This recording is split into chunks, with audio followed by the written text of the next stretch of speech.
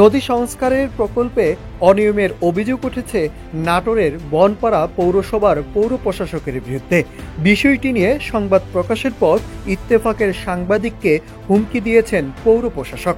পানি নিষ্কাশনের জন্য পৌরসভার 1,79,00,000 টাকার প্রকল্পে আওতায় খননের নামে চলে অনিয়ম আর দুর্নীতি। নাটোরের বনপাড়া পৌরসভার 1,79,00,000 টাকার ব্যয়ে বাংলাদেশ পানি উন্নয়ন বোর্ডের অনুমতি ছাড়াই বড়াল নদী প্রায় 5 কিলোমিটার অংশ নামমাত্র খনন করছে। এদিকে বড়াল নদী উদ্ধারে পানি উন্নয়ন বোর্ড 528 কোটি টাকার বড় প্রকল্প হাতে নিয়েছে। পৌরসভায় এ ধরনের সংস্কারের ফলে নদীটি নালারূপে প্রকাশ পাচ্ছে।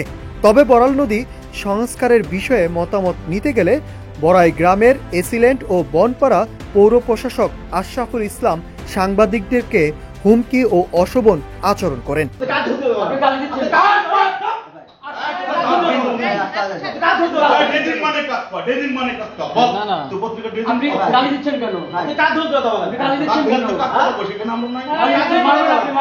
আপনি যে পত্রিকাতে নিউজ করলেন বলেন আপনি ইত্তেফাকের নাকি গুরুদাসপুরের পত্রিকা, আপনি ইত্তেফাক পত্রিকা গুরুদাসপুর পত্রিকা এটা কি করতে পারেন? আপনি অবশ্যই পারেন। অবশ্যই পারেন না। আপনি কি এটা ডিসাইড করবেন? কোনটা?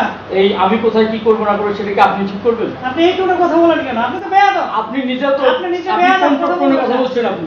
অবশ্যই না এটা তো বলা উচিত। অবশ্যই জার্নালিজম শুনে আপনি জার্নালিজম এটা তো আপনার ঠিক হচ্ছে না। পত্রিকার ভাই বুঝেন না আপনি? শৃঙ্খলা ভঙ্গ করছেন কি? আপনি পত্রিকার ভাই বুঝেন না? আপনি আঙ্গুল তুলে কথা বলেন।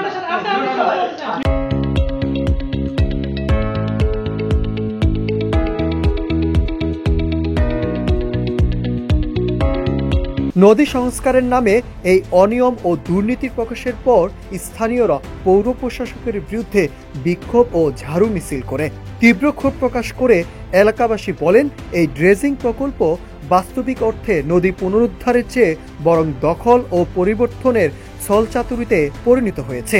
তারা প্রকল্পের স্বচ্ছতা ও বৈধতা নিয়ে প্রশ্ন তুলেছেন এবং দ্রুত কর্তৃপক্ষের তদন্ত দাবি করছেন। আমরা এটা বড়াল নদী হিসাবেই দেখতে চাই, আমরা কোনো ক্যানেল হিসাবে দেখতে চাই না।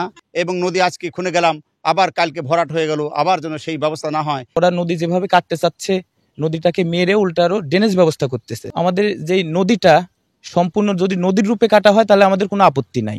এদিকে তো সম্পূর্ণই কচুরিপানা পরিষ্কার করার, কোটি টাকার বাজেটে তো কখনো কচুরিপানা পরিষ্কার হয় না। যে নদীটা অরিজিনাল যে নদীর জায়গা, নদীটা যাতে ওইভাবে কাটানো হয়। দুই পারকার কোনো মানুষ এই হচ্ছে নদী কাটতে বাধা দেয়নি, কইছে যেত পারে হচ্ছে আপনারা কাটেন। এরা তো কাটলিলা, এরা তো পাকা চোর, বুঝতে পারছেন? এরা তো কাটলিলা। আমরা চাচ্ছি নদীটা পুরা হোক, মানুষের সুবিধা হোক, কৃষক আবাদ ফসল করতে পারে নদীর পানি দিয়া, আমরা এটুকু চাই। পৌরসভার ড্রেন এটা আলাদা ড্রেন, 8 কিলো বলে পৌরসভার ড্রেনের বাজেট, তারা নদী ধরলি কি করতে? পৌরবাসী নদী খননের অনিয়ম ও দুর্নীতির অভিযোগ তুললেও পৌর কর্তৃপক্ষ এসব অভিযোগের প্রতি কোনো তোয়াক্কা না করে কাজ চালিয়ে যাচ্ছেন। 30,000 প্লাস লোকের বসবাস বনপাড়া পৌরসভাতে। আমরা অনেকভাবেই এটা যাচাই বাছাই করে দেখছি যে আমরা জলাবদ্ধতা কিভাবে দূর করতে পারি। সার্ভেতে যেটা উঠে আসছে সেটা হচ্ছে শুধুমাত্র বড়ালটা যদি আমরা কাজে লাগাইতে পারি তাহলে এই জলাবদ্ধতা দূর করা সম্ভব। যার ফলে আমরা এখন এই বড়ালকে যে হালকা সংস্কার, পানি চলাচলের যে অবাধ যেটা বাধাপ্রাপ্ত হয়ে আছে, এইটা যাতে সচল থাকে, এজন্যই আমরা এই কাজটুকু করছি। প্রায় 7 কিলোমিটার আয়তনের বনপাড়া পৌরসভার শহরের বুক চিরে বয়ে গেছে এক সময়কার খরস্রোত বড়াল নদী। দখল, দূষণ এবং ভরাটের জেরে জীবন্ত এই নদীটি আজ মরা নদীতে পরিণত হয়েছে। বর্তমানে বনপাড়া পৌরসভা পানি নিষ্কাশন নামে বড়াল নদীকে ঢাল হিসাবে কাজ করে সংস্কার চালাচ্ছেন। তবে এই কাজের কোনো অনুমতি দেয়নি পানি উন্নয়ন বোর্ড। খনন করার ক্ষেত্রে আমাদের কাছ থেকে অফিসিয়ালি কোনো অনুমতি নেওয়া হয় নাই। নদী খননকৃত মাটি এটি যথাযথ প্রক্রিয়ার মাধ্যমে নিলাম অথবা সরকারি কাজে ব্যবহার করা যেতে পারে।